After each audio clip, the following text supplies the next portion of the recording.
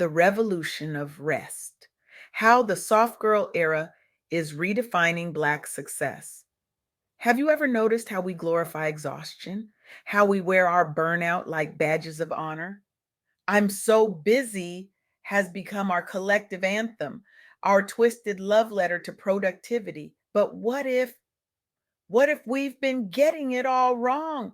I recently had the extraordinary privilege of interviewing Landis Harwell for the Soft Girl Era podcast. Landis is not just a visionary, they are a revolutionary force reshaping the very landscape of success narratives for Black women professionals.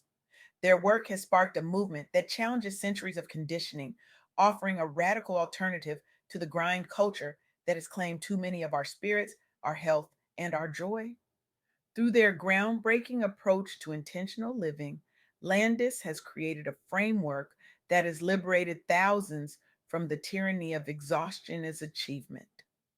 What struck me most about our conversation wasn't just the profound wisdom Landis shared, but how their ideas have created ripples that are transforming entire communities. Their commitment to authentic living has become a beacon for those seeking to redefine success on their own terms, terms that include well being, joy, and yes, rest. The truth is, we're in the midst of a quiet revolution, a revolution not of noise and chaos, but of intentional rest and radical self definition. It's what we're calling the soft girl era, and it's changing everything. Let me be clear. This isn't about scented candles and bubble baths, though there's nothing wrong with either. This is about dismantling generations of conditioning that have taught Black women that our worth is measured by our output, our sacrifice, our ability to endure. The soft girl era is about permission, permission to start over, permission to move at your own pace, permission to define success in ways that actually feel good in your body. In 2025, this movement has gained unprecedented momentum, particularly among Black women who are tired, bone tired of success that costs them their peace, their joy, their very selves. During my conversation with Landis, three powerful themes emerged that I believe can transform not just how we work, but how we live. First, embracing the reset journey. The soft girl era movement fundamentally recognizes that starting over isn't failure, it's courage. It's giving yourself permission to begin again without judgment. Second, celebrating small steps forward. We've been conditioned to believe that progress must be dramatic to be meaningful. But what if the opposite is true? What if consistent, tiny actions create the most sustainable change? And third, defining your own path. Success isn't a one size fits all destination. The growing conversation around Black women embracing their authentic selves reminds us that comparison only distracts from your individual journey. Let me share some stories that bring these principles to life. I want to tell you about Sabrina. Growing up in a neighborhood where survival was the daily goal, Sabrina developed habits that kept her alive: hypervigilance, constant motion, never showing vulnerability. These weren't choices, they were necessities. The problem came when her circumstances changed, but those survival mechanisms remained locked in place. Even after moving to a safer environment and building a career, Sabrina couldn't turn off that survival mode. She was constantly hustling, constantly on guard, constantly exhausted. Sleep felt dangerous, rest felt irresponsible, vulnerability unthinkable. For years, she operated this way, believing her inability to slow down was a strength. I'm just a hard worker, she'd say, wearing her exhaustion like armor. But beneath that armor, something was breaking. It wasn't until Sabrina found herself in the hospital, her body finally forcing the rest her mind wouldn't allow, that she recognized these patterns were no longer protecting her, they were imprisoning her. The journey that followed wasn't easy. Setting boundaries felt selfish at first, creating space for rest felt reckless. But slowly, intentionally, Sabrina began healing practices that transformed her relationship with herself. Today, Sabrina hosts the Hood Soft Life podcast, where she documents this journey and helps others navigate similar transitions. She's built a community of thousands who are learning that softness isn't weakness, it's power reclaimed. Her work is actively reshaping narratives around what strength looks like in Black communities. What's beautiful about Sabrina's story is how she's showing others that your past doesn't determine your future, that you can take baby steps toward a different life, that staying the course, even when it feels uncomfortable, leads to liberation.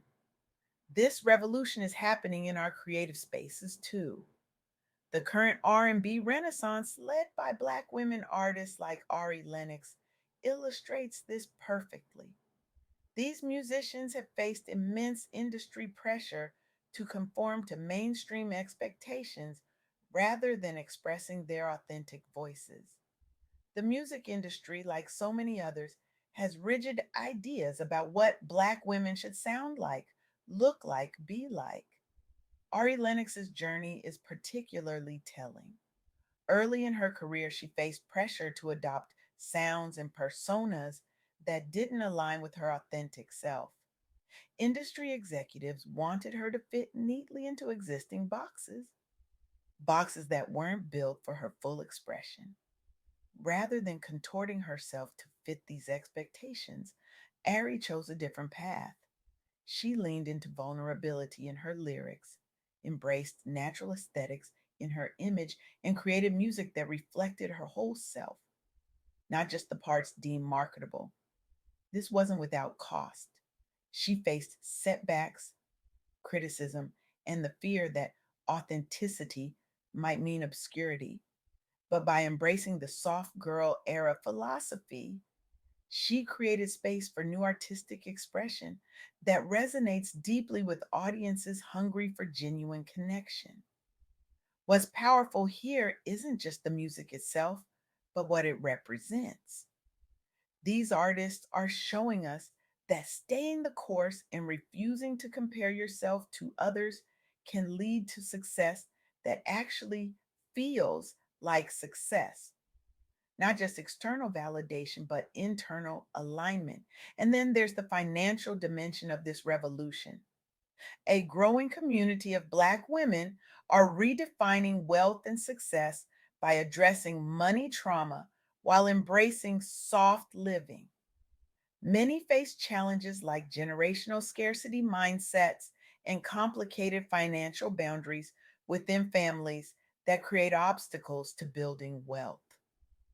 Consider the movement of women who are developing strategies for budgeting like a baddie, approaches to financial wellness that honor both responsibility and pleasure. They're challenging the false dichotomy that suggests financial security requires suffering, or that luxury experiences must lead to financial ruin. This approach began as a response to burnout culture and the recognition that financial wellness is a crucial component of overall well being. These women have developed practical tools for living soft on a budget and building generational wealth from scratch. What's revolutionary about this approach is how it's reshaping conversations around money in Black communities, particularly for women. It demonstrates that starting over with finances is possible at any point, and that taking small steps toward financial wellness creates sustainable change. What's remarkable about all these stories is how they challenge our fundamental assumptions about progress. We've been taught that transformation requires dramatic action, that success demands sacrifice, that rest is a luxury we earn only after we've proven our worth. But what if we've had it backward all along? What if rest isn't the reward for productivity, but the foundation of it? What if softness isn't weakness, but a form of power we've been taught to devalue? What if the small, consistent steps are actually the ones that take us furthest?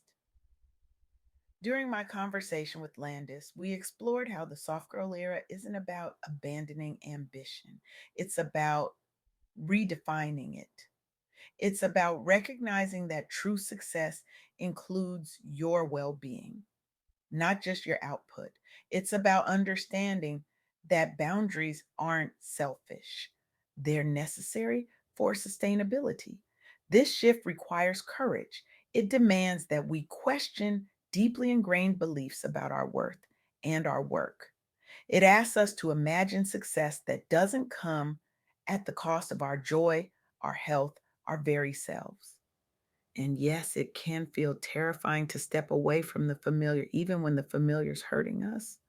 There's comfort in the known, even when the known is exhaustion. But here's what I want you to consider.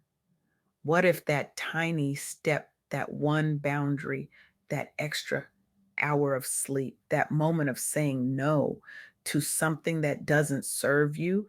What if that's actually the most revolutionary act you could possibly commit? What if your rest is resistance? What if your softness is strength? What if your redefinition of success could not only save you, but inspire others to save themselves? I challenge you today to identify one area of your life where you've been hesitating to make a change. Maybe it's setting a boundary at work. Maybe it's creating a financial plan that prioritizes your well being. Maybe it's simply giving yourself permission to rest without guilt.